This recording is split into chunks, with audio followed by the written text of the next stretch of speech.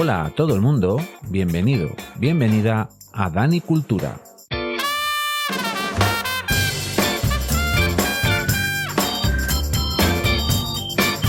El podcast que, con una visión permacultural, va a tratar diferentes temas que seguro que te van a interesar.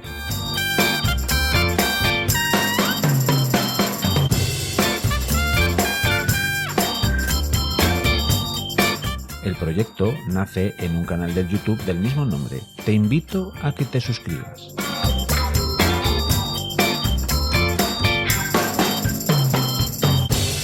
Espero que estéis muy a gusto y vamos allá.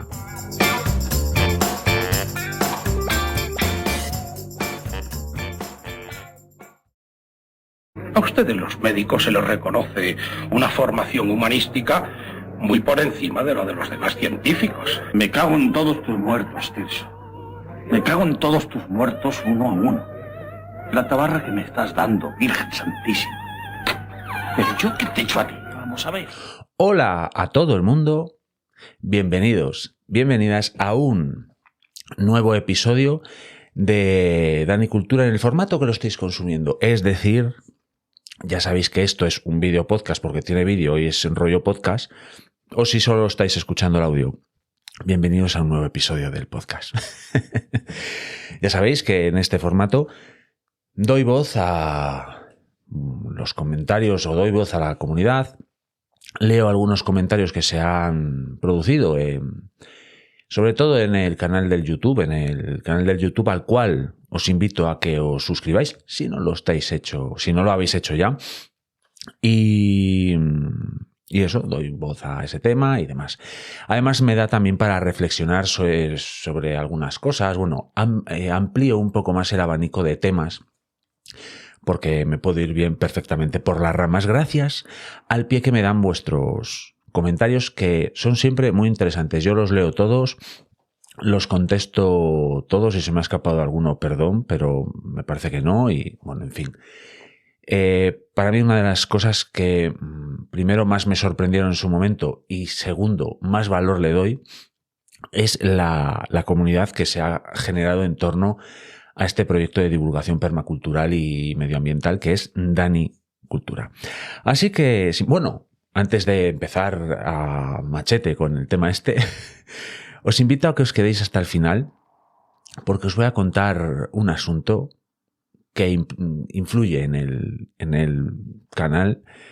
De una u otra forma va a influir, para bien o para mal, seguramente. Bueno, para bien o para mal. De hecho, el último punto de las cosas que tengo aquí anotadas es hablar de mi movida.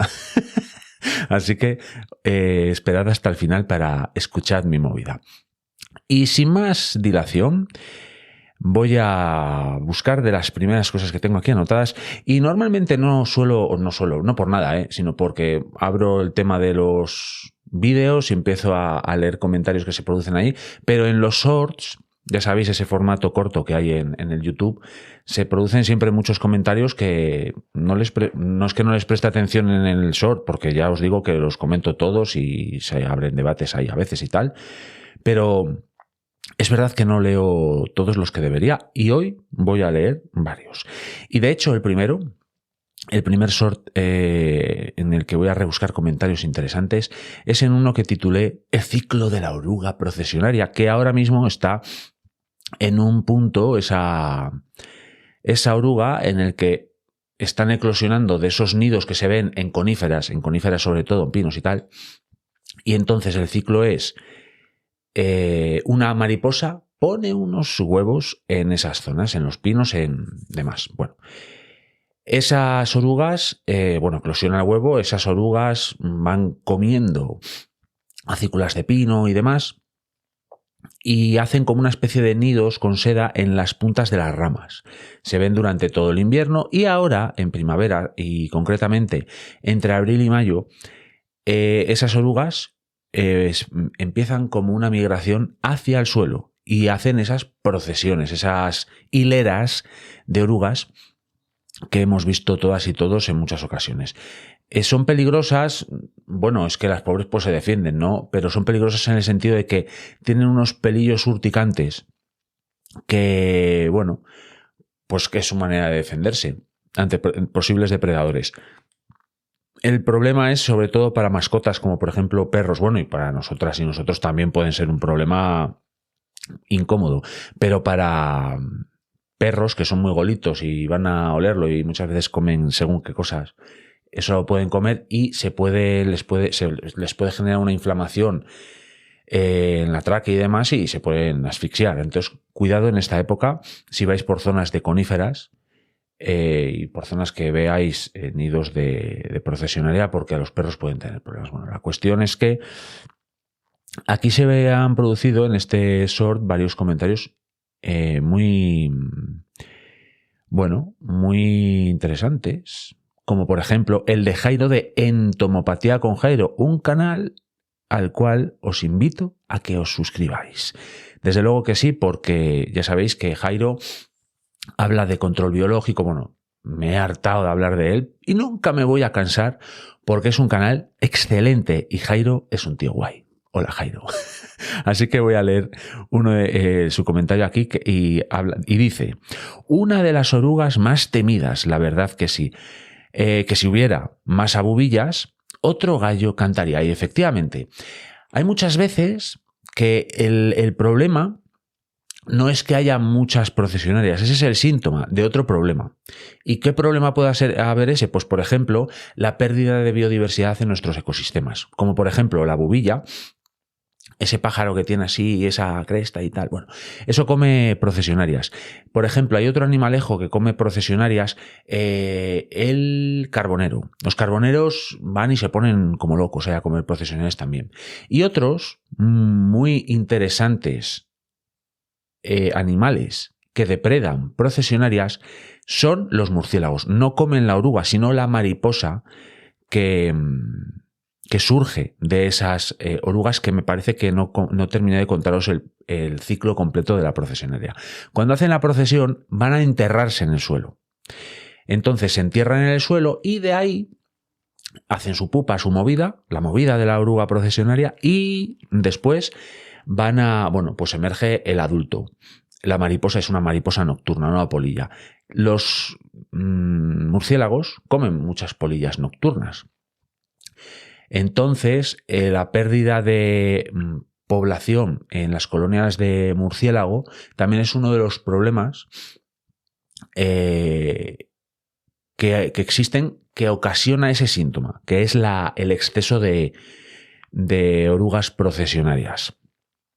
Que quizás también la pérdida de la biodiversidad en los ecosistemas no es el problema, sino el síntoma de algo que está interviniendo en ellos. ¿Y quién es? Oh, sí, las malas praxis del ser humano en según qué circunstancias, y bueno, hay muchas derivadas de esto. No vamos a ahondar, pero ya sabéis por dónde van los tiros. Estamos trastocando muchos de los ecosistemas y después decimos: jolín, vaya problemas todas las procesionarias. ¿Eso es el síntoma? No es el problema. Así que hay que darle a la cabeza. Como por ejemplo, se pueden hacer muchas cosas como comederos de pájaro. Comederos de pájaro pueden servir para que las poblaciones de aves en según qué ecosistemas pues puedan desarrollarse, puedan verse favorecidas y que pues depreden también en procesionaria. En verano, pues bebederos, vamos, si tenéis la posibilidad, puede que igual no veáis mucha actividad en un bebedero de aves, pero con que vaya a beber uno y se calme y diga: oh, qué calor tenían este verano o lo que sea, pues ya estáis ayudando. Van a acudir muchos insectos, etcétera. Bebederos, en verano bebederos. Y cajas nido de murciélagos. Las hay, se pueden construir, se pueden conseguir de manera comercial, etcétera. Es interesante todo esto, así que hay que ayudar a ciertas poblaciones. Y por ejemplo, aquí también comenta José Antonio. Hola, José Antonio, que es miembro del canal. Por 1,99 os podéis hacer miembro si queréis dar un paso y convertiros en mecenas de Dani Cultura. Pues José Antonio es el mecenas original. Hola, José Antonio, y gracias por tu apoyo. Y comenta José Antonio: hola, Dani. Pues en el Mediterráneo estamos a tope de procesionaria. Entre que casi no tenemos invierno y los pocos depredadores que tienen se reproducen a lo bestia, O sea, entre los pocos depredadores que tienen, que es verdad que tienen pocos depredadores, perdón por haber leído mal el comentario, se reproducen a lo bestia. Gracias, Dani. Gracias a ti, José Antonio. Y efectivamente, otro problema que tenemos por el hecho de que, o sea, otro problema que genera tanta cantidad de procesiones es efectivamente el cambio climático. Efectivamente, porque antes que los inviernos sean más severos, pues eso acababa con bastantes procesionarias, pero ahora, como los inviernos no tienen las temperaturas tan frías como antes, pues favorece la reproducción de las procesionarias. Esto es así. Y seguimos comentando sorts precisamente en un pinar que tengo relativamente cerca de casa, como a 25 minutos caminando. Y en él, aparte de procesionarias, hay muchas cosas interesantes cuando voy dando un paseo por ahí. Sobre todo me gusta ir pues a última hora del día o a primera de la mañana, porque después, bueno, pues al estar tan cerca de mi casa, pues oye, se llena de gente, lo cual está muy bien, que la gente pase y eso. Y se pueden ver menos cosas curiosas. Y en ese pinar, como zona boscosa que es, hay un habitante o varios, que es el gavilán. Supongo que también hay algún azor. El azor y el gavilán son aves que son depredadoras de aves, ornitófagos, que se dice. Son ornitófagos principalmente y son habitantes de la espesura de los bosques. En este pinar seguramente lo que predomina es el gavilán. Los azores yo creo que estarán en zonas boscosas, pero más apartadas del ser humano, porque aquí ya os digo, en ese pinar que hay bastante actividad humana. Entonces, eso va a ser un gavilán seguro lo que habita por ahí y se come aves, que es lo que muestro en este siguiente sort que titulé Zona de caza de gavilán o azor. Yo más bien apuesto por gavilán. Aunque, bueno, no lo sé exactamente porque no he visto la depredación concreta, ese acto de caza, ¿no? Pero he visto, y he visto varias veces ahí, las consecuencias, que es un desplumadero de aves. Si vemos un desplumadero de aves, por las alas ya podemos ver, por esas plumas que vemos en el suelo, ya podemos conseguir una información muy interesante, muy importante para determinar quién ha depredado ese ave.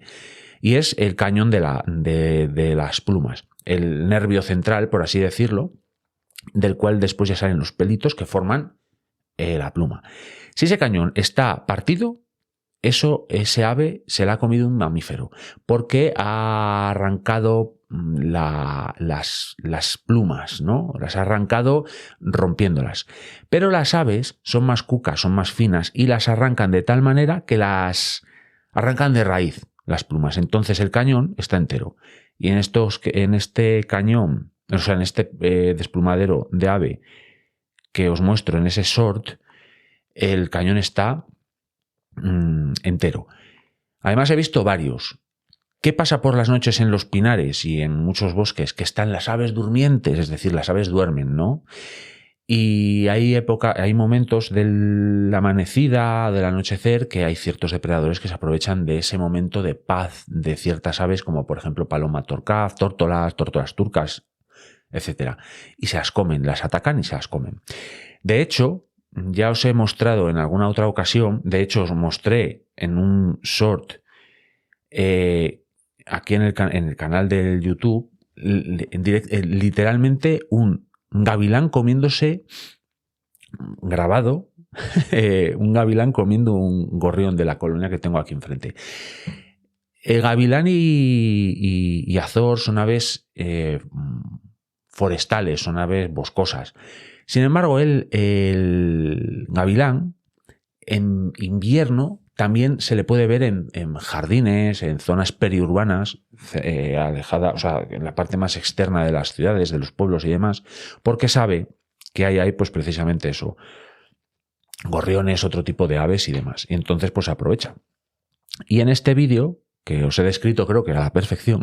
Además también, por cierto, se veía, era un desplumadero de una urraca, porque las plumas de las urracas son altamente características.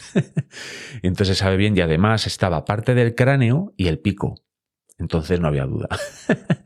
Y entonces comenta aquí José Marga de Fototrampeo Cántabro, otro canal al cual os invito a que os suscribáis. Ya sabéis que hago constantes menciones a Fototrampeo Cántabro porque están haciendo un trabajo increíble con el tema del fototrampeo, del cual hablaré después porque últimamente me come mucho la cabeza ese asunto, y tengo aquí también un vídeo del que quiero hablar. Bueno, y comenta José Marga, el Azor bichero, gracias. Bueno, eso, yo más bien creo que va a ser un gavilán, porque en ese pinar hay mucha actividad humana y yo creo que el gavilán necesita más intimidad. Además, el azor es un pájaro grande, De hecho, se utiliza mucho en cetrería porque es muy agresivo. Entended esto de la agresividad no en clave humana, sino en clave animal. Son muy reactivos a la presa y bueno, entonces se utilizan mucho en cetrería. Pero ya os digo que yo creo que yo creo que más bien que será gavilán, y probablemente el gavilán que vino aquí a comer un gorrión o gorriones, de vez en cuando viene, todos los años viene 1, 2, 3 veces, yo creo que viene precisamente de ese pinar, porque queda cerca de casa.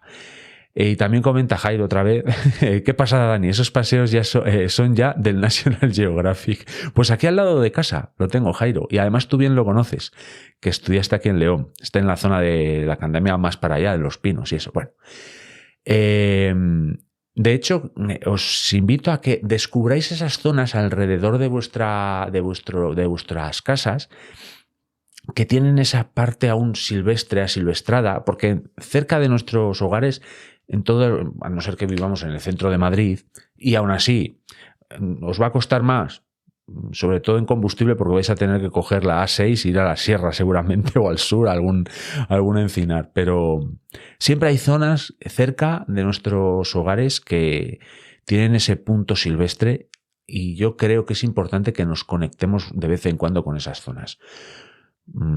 Por salud mental. Y comenta Alejandro Méndez, otro gran clásico amigo del canal, y comenta: de verdad que al final me voy a tener que buscar un hueco para ir a caminar por el bosque. Me estás metiendo en el gusanillo. Pues Alejandro, yo siempre te lo digo, que te lo recomiendo porque es verdad que me parece muy interesante y muy saludable conectar de vez en cuando con esas áreas y que no están tan lejos de nuestras casas. De verdad que no.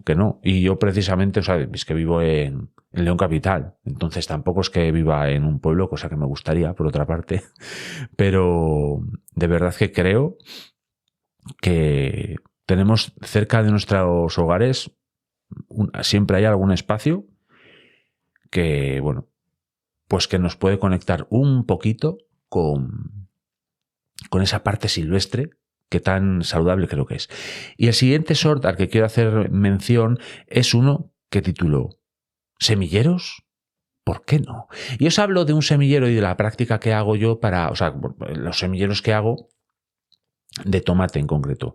Todos los años no es que sea yo la persona que más semilleros haga, pero siempre me gusta hacer alguno, y así, de hecho, de mis propias semillas, y entonces normalmente suele ser de unos tomates cherry que planto aquí en el jardín de casa, que de hecho se han adaptado tanto al jardín de casa que el año pasado ya hice una prueba y los llevé al huerto. En el huerto hay mucha más exposición solar que aquí en casa, en la zona donde tengo el pequeño huerto de casa y tal, y se han adaptado tanto esas semillas y esas plantas a ese espacio tan concreto que es, no tantas horas de sol directo y demás, que cuando los llevé al huerto más grande que tengo fuera de aquí, o sea, en mi zona 2 o 3, por hacer siempre una mención a la permacultura, zonificación de permacultura, echarle un ojo, también en mi canal. Pues cuando los llevé allí no se dieron nada bien, crecieron muy poco, no fueron nada productivos, eran plantas que les estaba costando. ¿Por qué? Porque al final, después de sacar semillas de un mismo sistema, de un mismo lugar con el mismo clima y demás, pues se van haciendo cada vez más específicas, más especialistas en ese concreto clima, con esas concretas horas de insolación, con ese riego, con esa humedad, con lo que sea. Y entonces las sacas de ahí y ya no se dan del todo bien. Y estas semillas llevan, estas plantas, esta semilla, sí, esta simiente, esta carga genética, la llevo yo ya, digamos, no sé si utilizar la expresión, la llevo adaptando, pero esas semillas se llevan adaptando estas plantas aquí durante los últimos 4 años. Entonces ya 4 años yo creo que ya está empezando a generar una adaptación muy específica a mi entorno, al entorno en el que se dan normalmente, que es en mi jardín. Entonces, bueno, este año va a ser muy interesante a ver qué tal se dan. Tengo muchas ganas de verlo.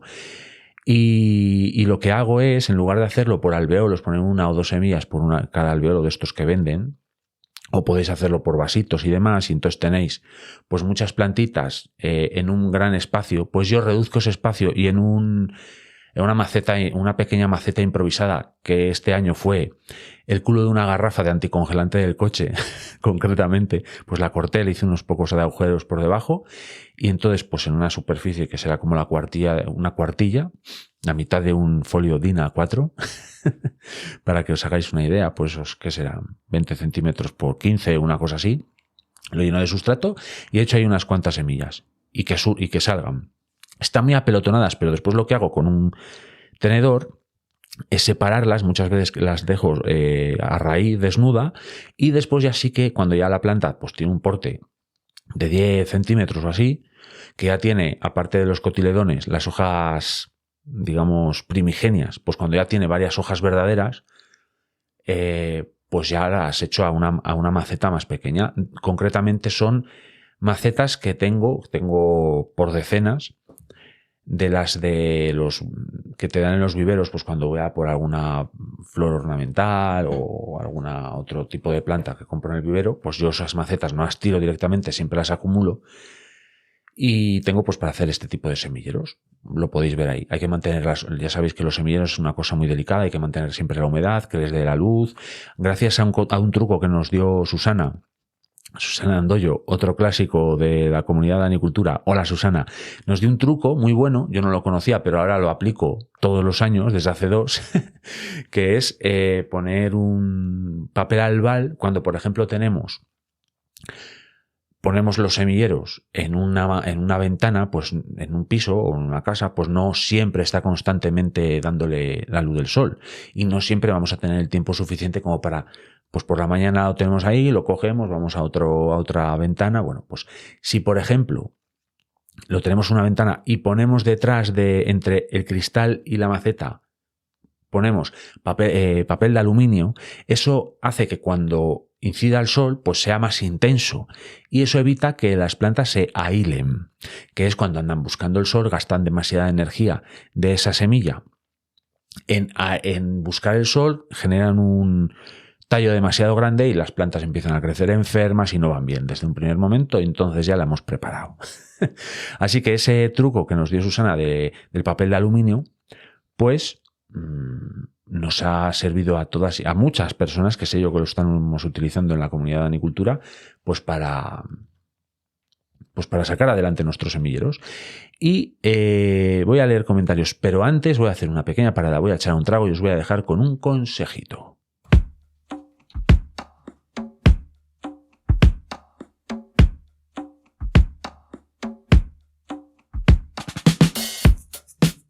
¿Quieres ayudar al proyecto Danicultura? Puedes hacerlo de muchas maneras.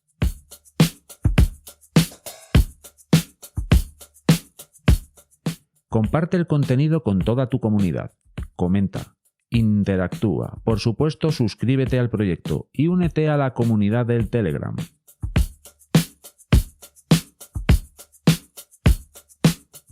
¿Quieres dar un pasito más? Hazte mecenas. Puedes hacerlo comprando merchandising en latostadora.com, en la tiendina de Danicultura, o haciéndote miembro del canal del YouTube por 1,99.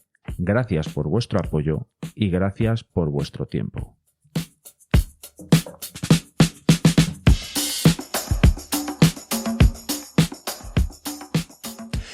De verdad que gracias por vuestro tiempo. Y en este short vamos a leer varios comentarios, como por ejemplo el de José Antonio, perdón, que dice, buena técnica, reciclando y reutilizando. Gracias, Dani, gracias a ti siempre. Y aquí señalas un par de cosas muy interesantes, que es reciclar y reutilizar. Yo primero reutilizo y después reciclo. Las 5 R's. Eso lo hago bastante, que es rechazar, reducir, reparar, reutilizar y reciclar. Entonces, siempre que puedo, como veis, la primera maceta es una reutilización, que es una garrafa de anticongelante. Después reutilizo más, sigo reutilizando las macetas que tengo, que me llevo tiempo con ellas, de todas las compras que he ido haciendo de plantas en viveros y demás. Y después el reciclado es, pues, por ejemplo, ese culo de la garrafa, pues al final va a acabar incluso las macetas en donde los envases, lo más probable. Y aquí también comenta, por ejemplo, otro clásico, Antonio Chatolín. Y vamos a leer su comentario. Los comentarios de Antonio siempre son muy interesantes. Cuando vayáis al canal de YouTube, id allí y donde ponga Chatolín, id a leer esos comentarios porque son oro molido. Buenas tardes, Dani. Qué majos esos tomates. Yo también hago así los semilleros. La diferencia es que uso bandejas de pollo. Les hago unos agujeros en el fondo con un soldador eléctrico y zumbando. Ahora tengo que trasplantar las lechugas como tú, con los tomates. Gracias, Antonio. Gracias por compartir tu experiencia, que es mucha y muy buena. Y gracias por el trabajo que estás haciendo en un colegio. Antonio está dando consejos en un colegio a niños de cómo llevar un huerto. Están en muy buenas manos porque además Antonio le da mucha importancia a compostar, que yo lo sé. Y sabe muchísimas cosas de compostaje. Antonio, muchas gracias. Y por ejemplo, voy a leer aquí un comentario de Encarnación, una persona que acaba de llegar nueva a Dani Cultura y hace un comentario y dice: hola, de vasitos de plástico con tapa y agujeros los he pasado a botellas de agua para que hagan un poco de invernadero y me sirven para que los pajaritos no se coman las tomateras. Espero tener este verano cherries y tomates de rama. Y me pregunta, ¿qué se le echa de productos para los bichitos? Gracias a ti, Encarnación, por comentar y además por compartir cómo haces tú los semilleros y demás, y el tema de la técnica esta de las botellas para que hagan un poco de invernadero, para protegerlos de las aves a veces también, que no es todo oro lo que reduce, ¿no? Porque hay veces que efectivamente las aves, diferentes pájaros, pues nos pueden preparar algún lío en el huerto. Y ya le respondí, pero yo para los bichitos no he hecho nada. No suelo echar nada. Muchas veces con la observación ya ves cómo van los temas, ¿no? Yo, por ejemplo, estos días ya he estado mirando que el rosal que tengo aquí ya se está empezando a cargar de hongos, porque este año vamos a tener hongos. Ha llovido mucho, en cuanto suban un poco las temperaturas, hongo que te crió, ya lo veréis. Entonces tenéis que estar atentas y atentos. En cuanto a los bichos, aquí ya sabéis, para los más habituales, que yo abogo por no hacer nada. O sea, no hacer nada. Yo hago muchísimas cosas para evitar plagas, que no es echar productos. Primero, tener flores, importante. Tener lugares, los bordes del sistema huerto, pues siempre que se pueda tenerlos con vegetación, porque eso es un reservorio pues de cocinelios, que son mariquitas, de crisopas, de sírfidos, de larvas y demás, diferentes animales, insectos que nos ayudan, que son insectos benéficos, que al final se van a acabar comiendo los pulgones, por ejemplo, pulgones o diferentes orugas o demás. Las aves también nos ayudan a que se comen orugas, entonces tampoco hay que expulsar a las aves de los huertos. El peaje a pagar es pues que a veces nos picotean ciertas cosas. Esto es así. Después, el dedo nos sirve de mucho. Y la observación, por ejemplo, mirar por el envés de las hojas, a ver si hay puestas. Hay que buscar información acerca de cómo son las puestas, por ejemplo, del escarabajo de la patata o diferentes otros insectos y larvas. y saber también identificar cómo son las puestas de los huevos de los insectos benéficos. Para obtener buena información de esto, ¿cuál es buena fuente? Entomopatía con Jairo, un canal del YouTube al cual os tenéis que suscribir. Y después información que a día de hoy en Internet hay a patadas. Tony, el bióleg, que ya sabe, otro canal del YouTube, de los bosqueteros, canal también que os invito a que descubráis. Y con esa observación también podemos encontrar, por ejemplo, pulgones, ¿no? Colonias de pulgones, que ¿cómo acabamos con ellas? Con el dedo, tras. Con eso hacemos mucho más de lo que pensamos, porque no vamos a eliminarlos todos, pero es que tampoco nos interesa eliminar todos los pulgones. ¿Cómo? Pues no nos interesa eliminar todos los pulgones. ¿Por qué? Porque si queremos que vengan mariquitas y todo ese ejército de insectos auxiliares y benéficos para nuestros huertos, necesitan algo de lo que alimentarse, y ese algo de lo que alimentarse son dos cosas. Pulgones, por ejemplo, diferentes plagas que tienen que ir a comer, y flores, porque en diferentes etapas o fases del desarrollo de esos insectos necesitan de néctar, de polen y cosas así. Así que esa visión en conjunto, esa visión holística, esa visión sistémica es la que nos interesa. Para visión sistémica y holística, otro canal muy interesante al cual hay que echarle siempre un ojo es a Huerto Slow de Albert Huerto Slow. Aquí todos o muchos y muchas somos comunidad Slow, ya lo sabéis. Y de allí porque os va a hablar de muchas prácticas muy interesantes y os va a dar un pensamiento sistémico y holístico de cómo manejar un huerto, que es muy interesante. Y después, ¿qué pasa? No soy capaz de acabar con la plaga de esta manera, Dani. ¡Oh, no! Pues bueno, pues en ese caso, en el último caso, quizás, pues ya tengamos que recurrir a algún producto. Y ese producto yo, por ejemplo, en el caso extremo, de verdad, que yo, por ejemplo, en todo el año pasado no eché nada, cero eché. Pero si yo hubiese visto un foco de pulgón increíble, pues entonces diluyo, de hecho, una cucharada de jabón potásico en 1 litro de agua y lo aplico. No hay que abusar de eso porque son productos que no discriminan. Es decir, no distinguen entre el insecto bueno y el insecto malo. Entonces, muchas fases larvarias muchas fases larvarias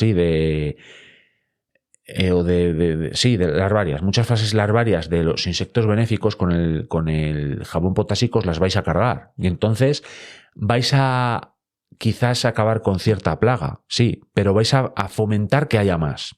¿Por qué? Porque estáis acabando con los depredadores de esa plaga.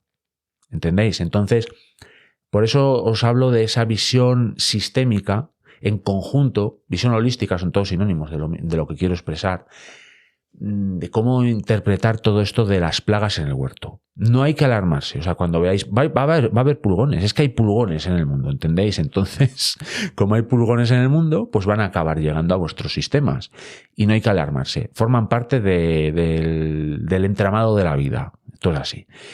Y por ejemplo, otro comentario de otro recién llegado,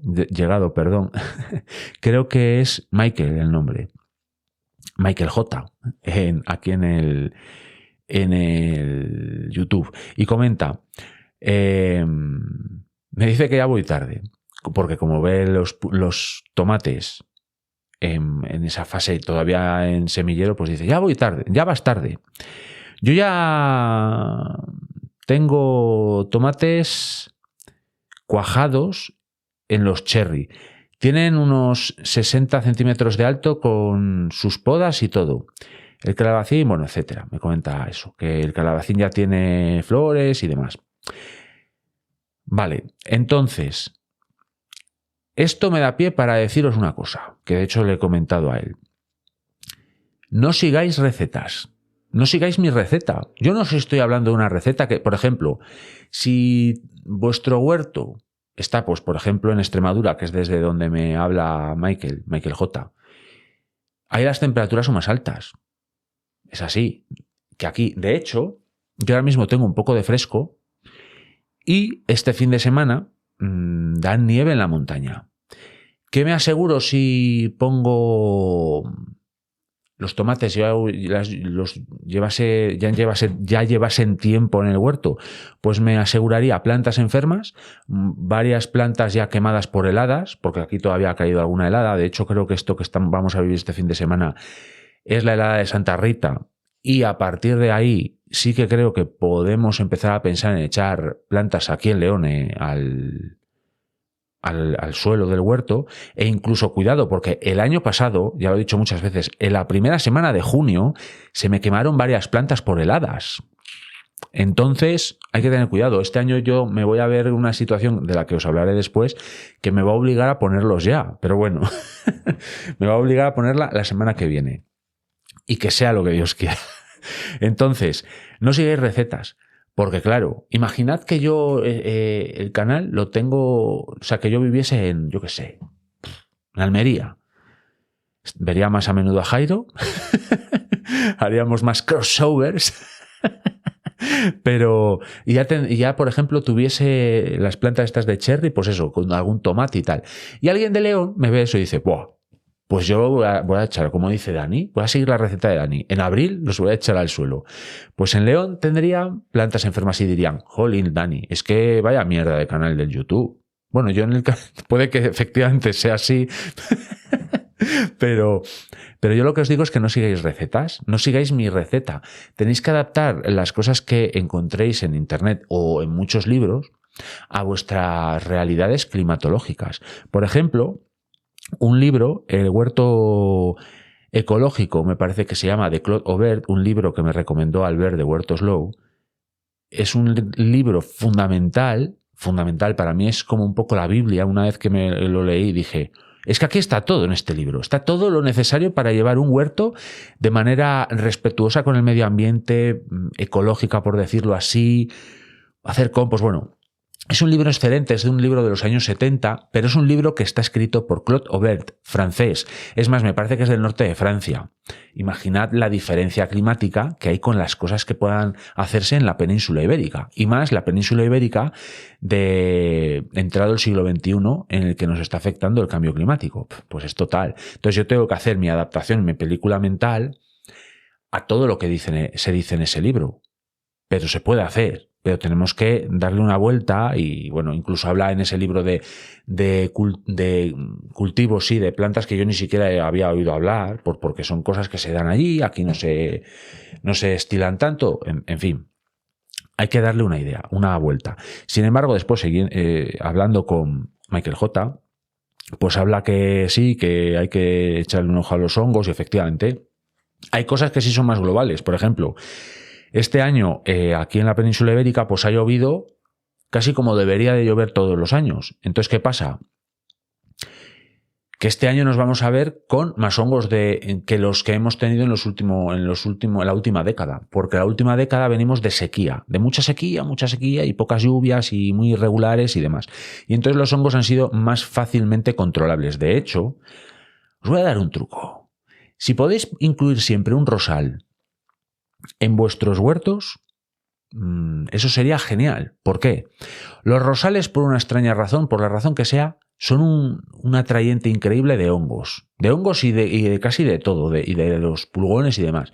Entonces, nos sirve como un poco de advertencia. Si en el rosal ya vemos que se está llenando de hongos, preparaos que viene fuerte. Y yo este año lo que he visto, he visto que en 2 días se me ha generado en el rosal que tengo aquí un ataque de roya alucinante. He tenido que arrancar muchas hojas y le he aplicado leche desnatada, diluida en proporción 1:10. Pues eso, en proporción 1:10 lo he aplicado. Y voy a tener que aplicar una vez a la semana porque vienen fuertes los hongos. Vienen fuertes los hongos.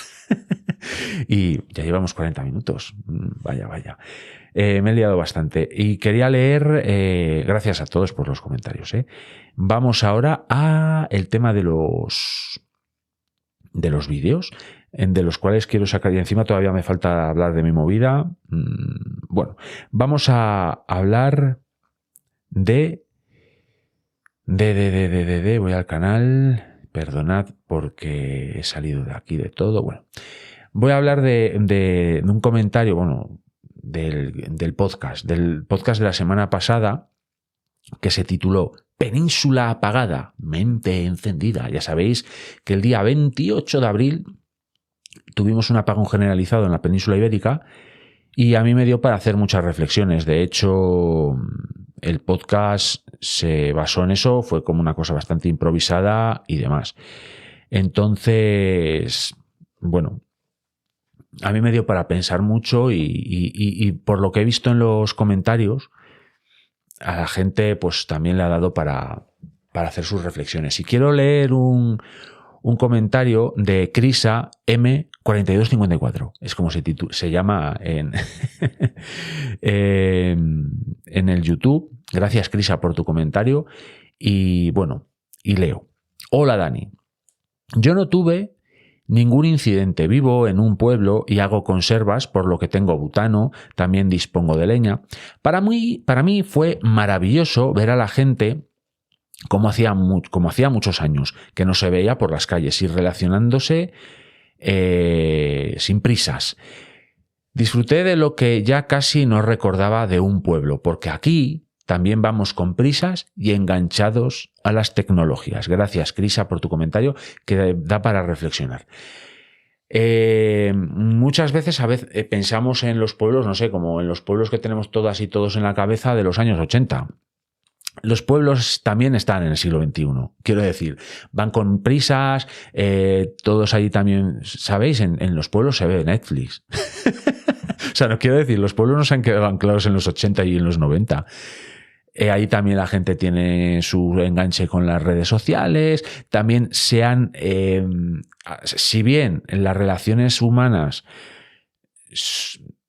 son más activas quizás, no sé cómo decirlo, activas, porque también en las ciudades nos relacionamos mucho. Bueno, las relaciones, quiero decir, la vida en los pueblos también ha evolucionado.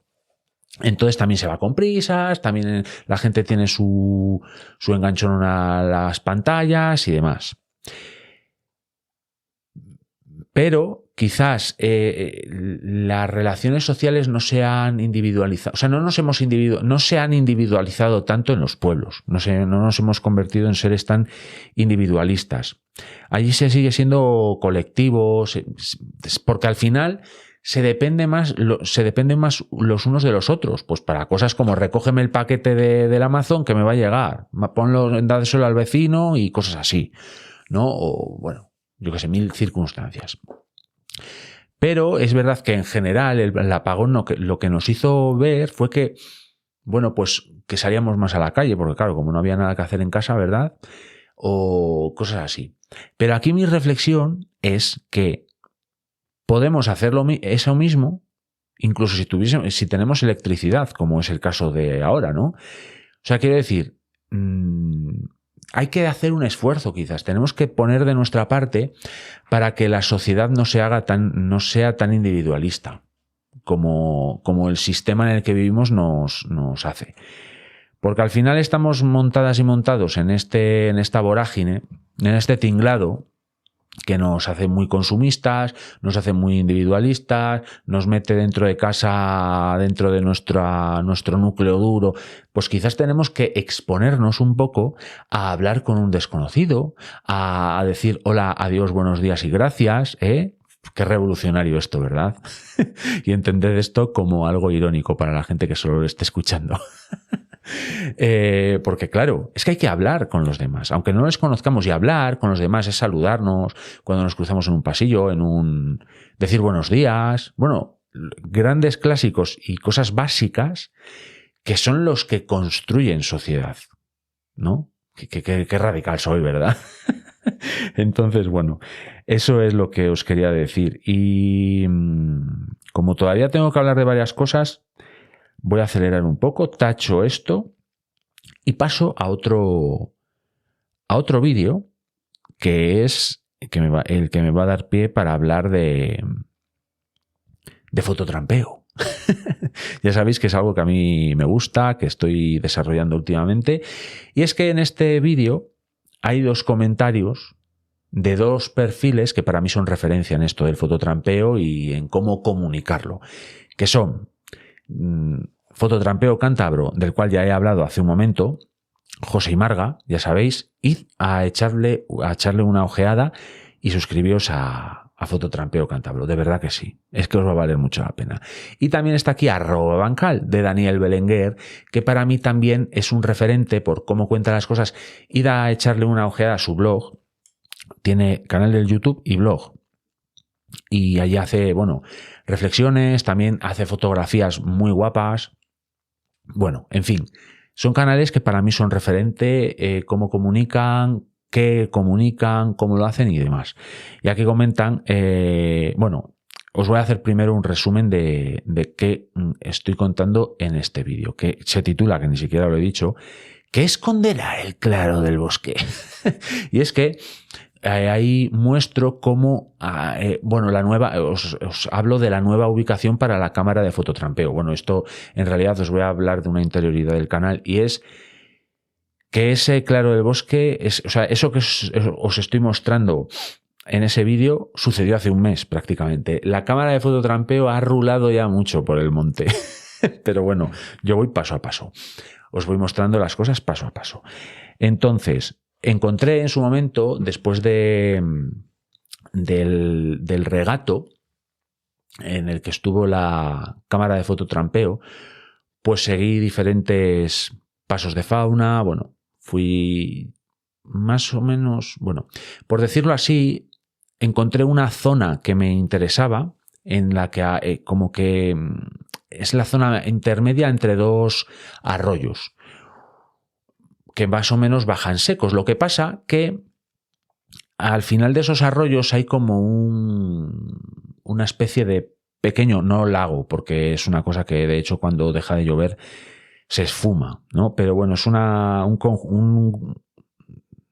charca. Vamos, es más bien una charca muy grande, y entonces atrae, por lo que se ve en los rastros, porque hay mucho ozado de jabalí, hay muchas huellas de corzo.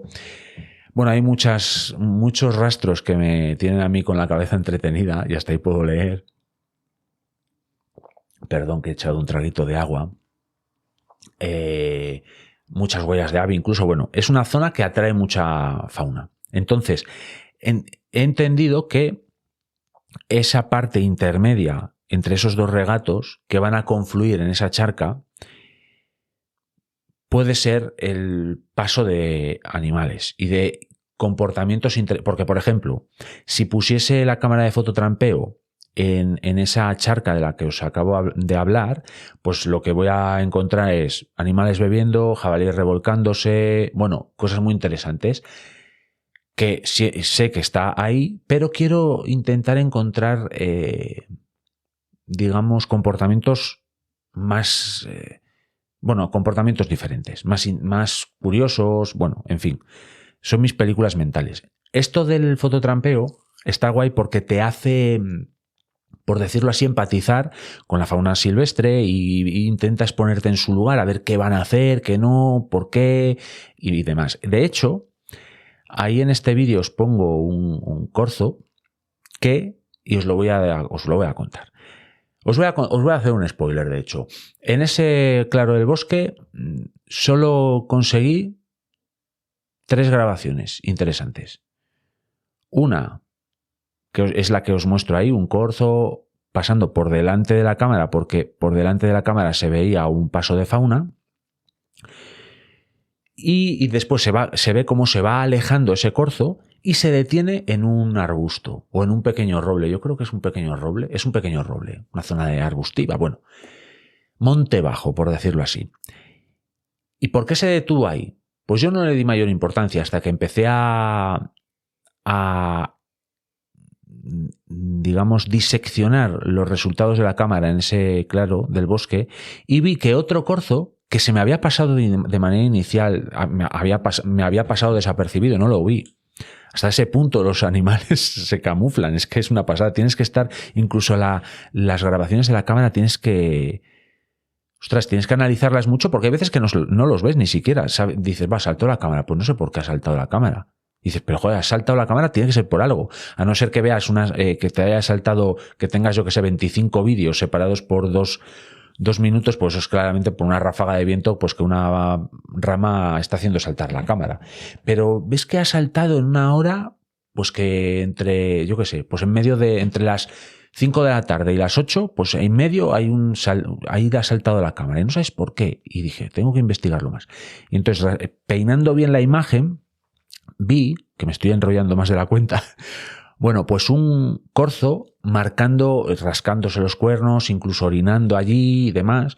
Entonces, el siguiente vídeo que tengo es, bueno, no es el siguiente, porque este marcaje de corzo es posterior a esto que os muestro en el vídeo, a cómo se detiene ese corzo ahí. Entonces se ve que ahí claramente es una zona de marcaje de corzos habitual.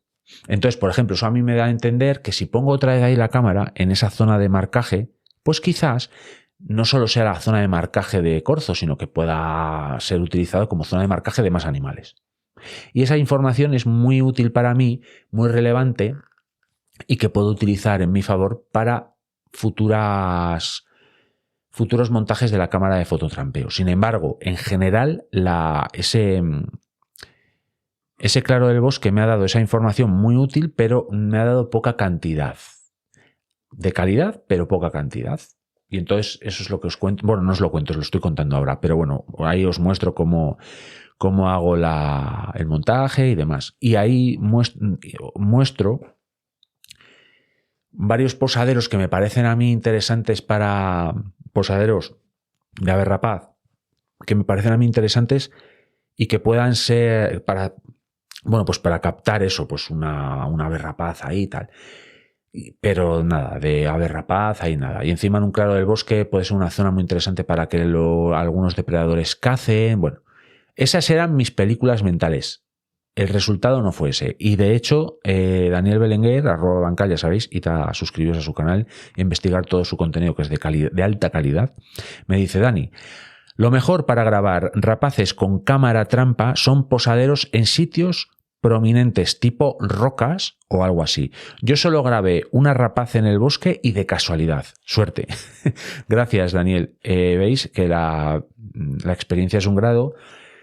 Y gracias a mucho ensayo y error que estoy adquiriendo con la cámara de fototrampeo, pues el comentario de Daniel es de un valor incalculable, porque me da las claves de su experiencia y junto con su comentario, su experiencia, lo que le he visto del canal, porque él bien sabe que le tengo peinado en su canal, anda que no he visto vídeos de Daniel. Y con la experiencia que estoy obteniendo yo de fototrampeo, de lo que llevo de fototrampeando, por así decirlo, pues ya me he dado cuenta que esa idea inicial de ver una rama que, bueno, que pueda ser un cazadero de ave tal, va a ser muy complicado.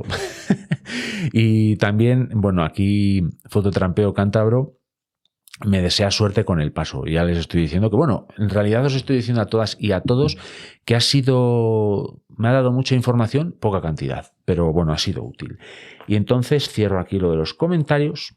Ya llevamos 54 minutos, o para más o menos 54, y ahora me toca hablar de mi movida. Y ahora os voy a contar una cosa que va a pasar en el canal en las próximas semanas. Y es que me vuelven a operar. Bueno, los mecenas ya lo saben porque estoy haciendo contenido exclusivo para ellas y ellos. Otro traguito.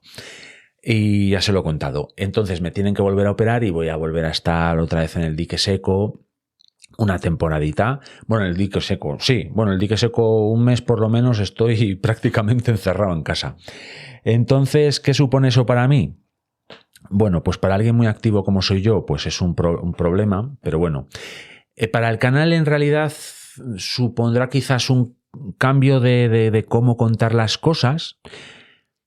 Pero tengo mucho material que quiero, además, por ejemplo, con esto del fototrampeo me da pues para hacer montajes y hacer pequeños cortodocumentales que tengo ganas de montar, pero al final no acabo de encontrar nunca el tiempo, porque entre elaborar guiones del podcast, tiempo que voy a tener también con esto de la operación, hacer esto, por ejemplo, bueno, al final parecen bobadas, pero bueno, te lleva un tiempo, lo tienes que pensar y demás. Tengo vídeos grabados que tengo para seguir mostrándoos.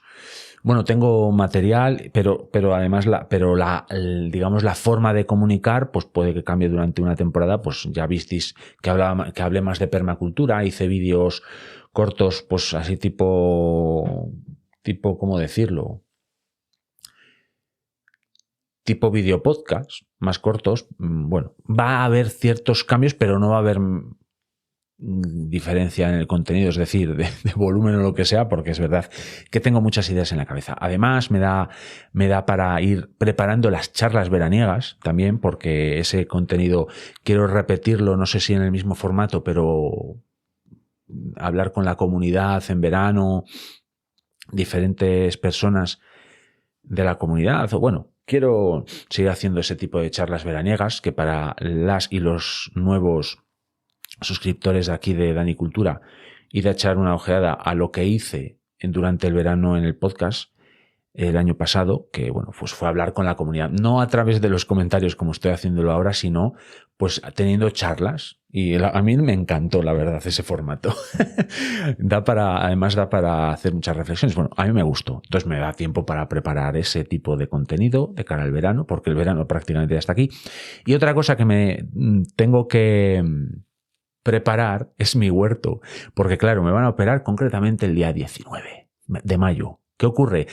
Que desde hoy, que es día 9, hasta el 19, tengo 10 días, en realidad ya tengo 8. Tengo 8, después tengo un par de cosas que hacer, que si preoperatorio, bueno, tengo 3-4 días para preparar todo mi huerto de verano. En la próxima semana tengo que llenar los depósitos antes de estar, y encima tampoco es que esté bien de la otra pierna, todo. Bueno, en fin, se me va a acumular mucho el trabajo. Espero economizar el tiempo, ser resolutivo, porque de verdad que tengo que prepararlo. Me va a dar para hacer vídeos también toda esa actividad. Y no sé qué tal quedará el huerto. Bueno, en fin, son cosas que pasan, pero hay que ser resiliente. Y cuando pueda otra vez volver al huerto, pues allá por julio, bueno, pues a ver qué tal. Tendré que conocidas y conocidos me echen una mano, crear comunidad. Y bueno, esto es lo que os quería contar de mi movida. Que va a haber cambios en el canal en ese sentido, pero bueno, no va a haber falta de ideas, de eso os aseguro que no hay. Además tengo varios libros pendientes, sigo haciendo el curso de pastoreo trashumante y mantenimiento de instalaciones ganaderas, que está muy guay, es que está siendo algo fantástico, me está encantando y me está dando mucho que pensar el curso de pastoreo trashumante. Y además también me he apuntado a un curso de no me acuerdo ya muy bien cómo se titula o cómo se llama el curso, pero bueno, es de elaboración de podcast y contenido radiofónico. Bueno, un curso muy interesante al cual le tengo muchas ganas y que precisamente va a empezar, pues me parece que en junio, así que voy a tener tiempo para hacerlo. En fin, Dani Cultura en realidad no para.